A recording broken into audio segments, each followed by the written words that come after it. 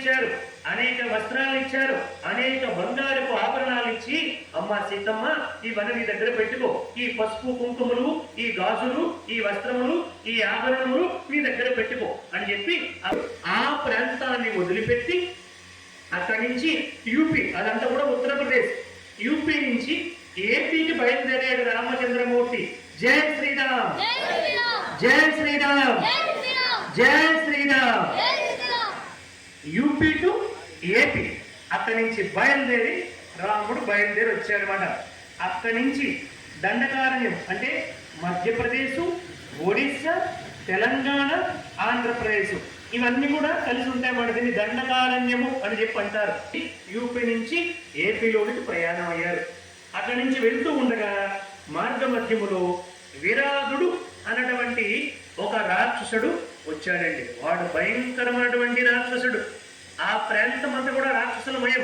అందుకే కదా ఏమైంది, తండ్రి మాటను విలుపగా ఓపడతి ఆ అడవిలో కష్టాలు నీవెలా వెళ్ళగలవనుచు పలికి అటాడి తినుకుంటూ దేహమంతా కూడా రక్తశక్తమైపోయి రక్తం కాచుకుంటూ చూడడానికి భయంకరంగా ఉన్నాడు. వాడు వచ్చిన వెంటనే సీతమ్మను చూశాడు.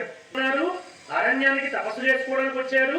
తపస్సు చేసుకోవడానికి వచ్చిన వాడి దగ్గర స్త్రీ ఎందుకురా, భార్య ఎందుకురా అని ఆ సీతమ్మను ఎత్తుకుని పోయేవాడండి. చూడవయ్యా, నా కోసం ఈ సీతని ఇప్పుడు ఈ విరాలు ఎత్తుకుని పోయాడు, నేను ఏం పాప వాయువేగంతో వెళ్ళారు. వెళ్ళి వాటితో యుద్ధం చేయాలనుకుంటే రాముడు 2 బాహువులని ఖండించారు. అలా ఖండించగానే వాడన్నాడు, నీవు వచ్చినటువంటి రామచంద్ర కుబేరుడు నాకు శాపం పెట్టాడు, నీవు వెళ్ళి రాక్షసుడిగా జన్మించదుగాక అని అడిగాడు. శ్రీరామచంద్రమూర్తి అరణ్యవాసానికి వస్తాడు, ఆయన కారణంగా నీకు శాపముక్తి కలుగుతుంది అని చెప్పాడు. రామచంద్ర, మీరు నా బాహువును నరకడం వల్ల నాకు శాప బోతులో వాడిని తప్పుపెట్టి వాడికి దహన సంస్కారాలు చేశారు రామలక్ష్మణుడు. ఇప్పుడు వాడు చనిపోతూ చెప్పాడు, ఇక్కడికి దగ్గరలోనే ఆశ్రమం వస్తారు, మీరు అక్కడికి వెళ్ళండి, మీకు అంతా శుభము జరుగుతుంది అన్నాడు. ఇప్పుడు సీతారామ లక్ష్మణుడు అక్కడ దేవేంద్రుడు స్వయంగా వచ్చి శరభంగ మహర్షితో మాట్లాడుతున్నాడు. రాముడు లక్ష్మణుడికి చూపించాడు, లక్ష్మణ చూడు, ఆ మాట్లాడుతున్నటువంటి వ్యక్తి దేవేంద్రుడు నాయన అని చెప్పాడు.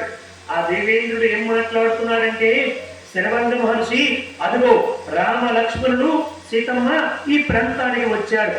రావణ కార్యం, ఆ రావణుని సంహరించినటువంటి కార్యము మొదలైంది. రాముడు ఏ పనితో ఈ భూమి మీద